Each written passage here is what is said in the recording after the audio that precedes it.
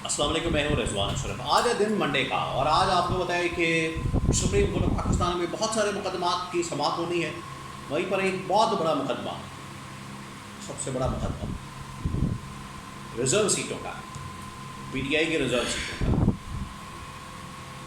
उसकी समाअत भी आज सुप्रीम कोर्ट के अंदर लगी हुई है। आज समाअत के अंदर क्या हो सकता है? क्या आज समाअत वाइंड अप हो जाएगी? फैसला महफूज हो जाएगा? क्या इस हफ्ते फैसला आ जाएगा? इमरान खान को सीटें वापस मिल जाएंगी? जैसे ही इमरान खान को सीटें मिलेंगी तो क्या हुकूमत का खात्मा हो जाएगा? बहुत अहम तरीन सवाल है। इसकी मैं आपको कुछ बैकग्राउंड बताता हूँ और फिर मैं आपको बताता हूँ कि आज क्या हो सकता है और क्या फैसला महफूज हो सकता है, इस केस को वाइंड अप किया जा सकता है। बैकग्राउंड इस केस की ये है कि पहले मैं आपको ये बता दूं कि इस केस की जहाँ पर हर रोज़ समाअत हो रही थी, हर रोज़ हेयरिंग हो रही थी और इसको बड़ा डेली बेसिस के ऊपर चलाने की कोशिश हो रही थी कि डेली बेसिस के ऊपर चलाएं इसको और वाइंड अप करें इस केस को, जो कि बड़ी अच्छी बात थी कि जल्दी जल्दी से इस केस को वाइंड अप किया जाए ताकि इंसाफ लोगों को मिल सके। और ये तो अच्छी बात है, इंसाफ होना भी इसी तरह से चाहिए। यानी 6 महीने, साल, 2 साल आपने लटका दिया। यहाँ तो खैर मुकदमात ऐसे होते हैं बंदे को फांसी भी हो जाती है, बंदा फांसी पे चढ़ जाता है। फांसी चढ़ने के 20 साल बाद कहते हैं कि गलत फांसी चढ़ा था। ये तो आम आदमी की बात है। जुल्फ़कार भुट्टो के मामले में ये हुआ है, 50 साल बाद याद आया कि वो फांसी गलत हुई थी। आप अंदाज़ा करें इस निज़ाम इंसाफ का क्या किया जा सकता है। बहरहाल पहले इस केस को बड़ा तेज़ी के साथ चलाया जा रहा था, तो फिर अचानक से इसके ऊपर ब्रेकें लगाई हैं इसकी। अचानक से ब्रेकें क्यों लगाई हैं?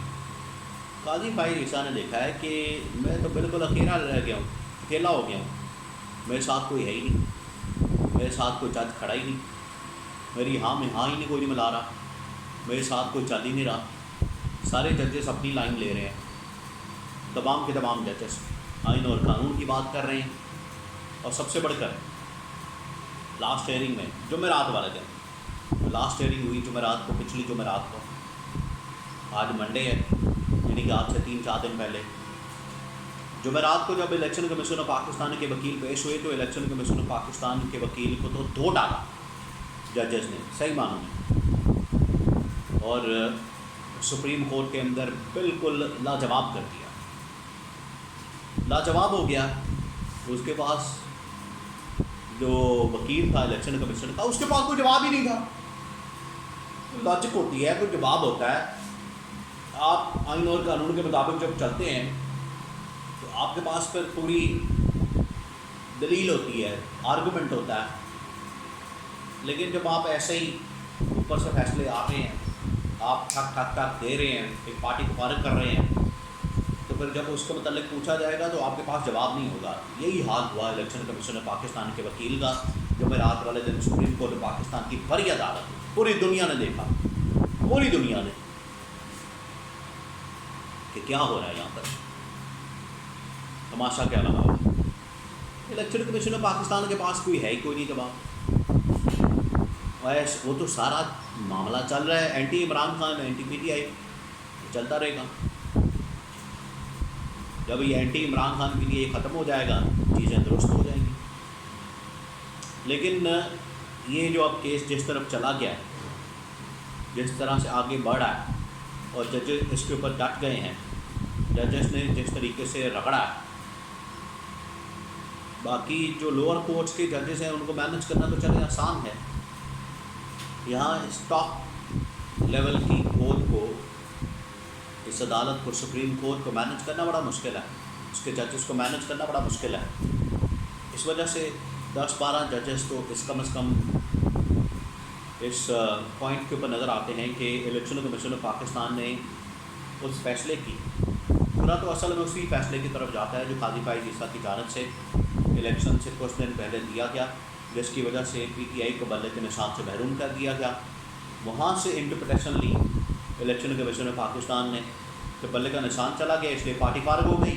ये सारे इंडिपेंडेंट हो गए, इनको इंडिपेंडेंट डिक्लेयर कर दिया। तो जब ये पूछा जाता है कि आपने कैसे ये इंटरप्रिटेशन की है, कहाँ बैठ के की है, कहाँ बैठ के आपने सोचा है, इसकी इंटरप्रिटेशन ये है कि पार्टी फारग कर दें, आपने पार्टी फारग कर दी।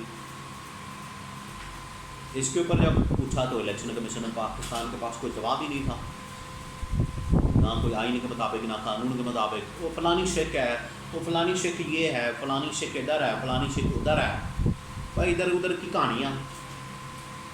जब आपके पास कोई ठोस दलील नहीं होगी फिर आप कहानियाँ ही सुनाएंगे।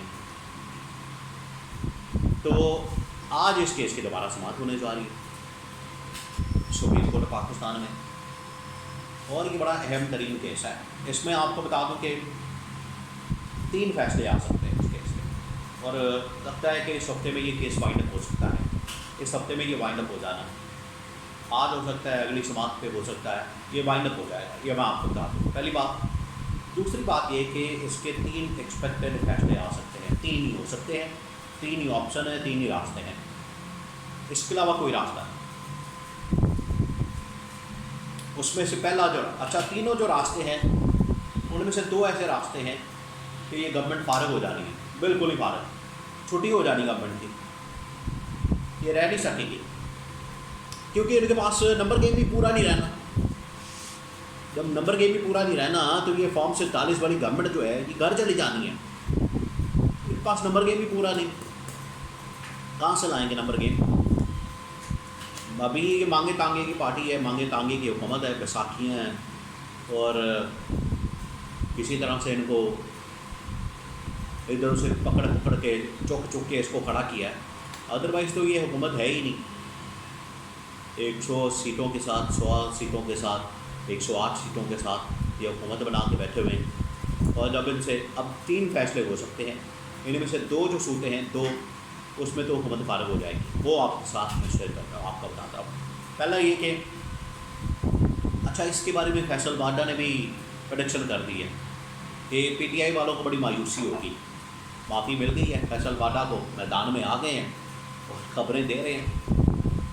ये खबर पहले ही फैसले के मतलब पहले ही उन्होंने बात कर दी है, और पीछे 6 महीने के अंदर जो उन्होंने प्रेडिक्शन दी है उनमें से बहुत सारी प्रेडिक्शन सही साबित हुई हैं, क्योंकि वो जहाँ से चलते हैं, जहाँ से आते हैं, जहाँ से इनको इन्फॉर्मेशन मिलती है तो सारी दुनिया जानती है।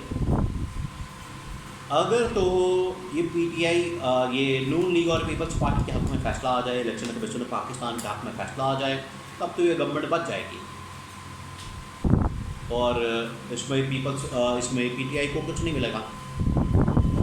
एक ये फ़ैसला है जिसके चांसेस बड़े कम लगते हैं, इसकी वजह ये है कि जजेस अब खुलकर सामने आ गए। दूसरा जो इसमें फ़ैसला हो सकता है, अब 2 जो फैसले हैं, दोनों सूरतों में हुकूमत फारग हो जानी है। एक ये कि सीटें बिल्कुल वापस ले ली जाएँ नून लीग पीपल्स पार्टी से, और खाली छोड़ दी जाए, ना PTI की, ना नून की, ना पीपल्स पार्टी की, ना किसी और की। इससे भी पीपल्स पार्टी नून से जब सीटें निकलनी हैं, नून के पास जो 108-10 का नंबर है ये पीछे आ जाना है 95 पे, 90-95 पे। इसी तरह से पीपल्स पार्टी तो इनका नंबर गेम कम हो जाना है अगर खाली छोड़ दी जाती है फिर भी, और अगर PTI को वापस दे दी जाती है तो फिर तो कहानी ख़त्म, बोरिया बिस्तर गोल, हुकूमत का, नून लीग का, पीपल्स पार्टी का, दोनों हारे। ये 3 फैसले आ सकते हैं, और तीनों में जो 2 फैसले हैं उसकी सूरत में तो गवर्नमेंट फारग हो जानी है। एक जो फैसला है कि स्ट्रेट अवे नून लीग और पीपल्स पार्टी के हक़ में फैसला आ जाए, क्योंकि बड़ा मुश्किल लगता है, बहुत मुश्किल लगता है।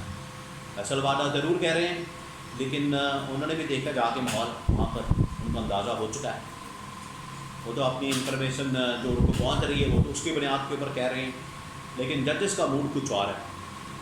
जजेस बिल्कुल और डायमेंशन में बात कर रहे हैं, और डायमेंशन में चल रहे हैं, आइन और कानून के मुताबिक है। और उसमें ना सिर्फ, या आपने ये बात भी जहन में रखनी है कि ना सिर्फ ये मखसूस नशिस्तें, अगर ये फैसला हक़ में आ गया तो इलेक्शन ट्रिब्यूनल्स के लिए भी राह हमवार हो जाती है, वहाँ से भी फिर सीटें और मैंडेट जो है जो 180 सीटों का, और उसके ऊपर 25-30 सीटें मखसूस नशिस्तें जो कौमी असम्बली के अंदर बनती हैं, वो इमरान खान के पास आ जानी है। इस तरह से हैवी मैंडेट के साथ 2/3 मेजॉरिटी के साथ इमरान खान की वापसी होनी है।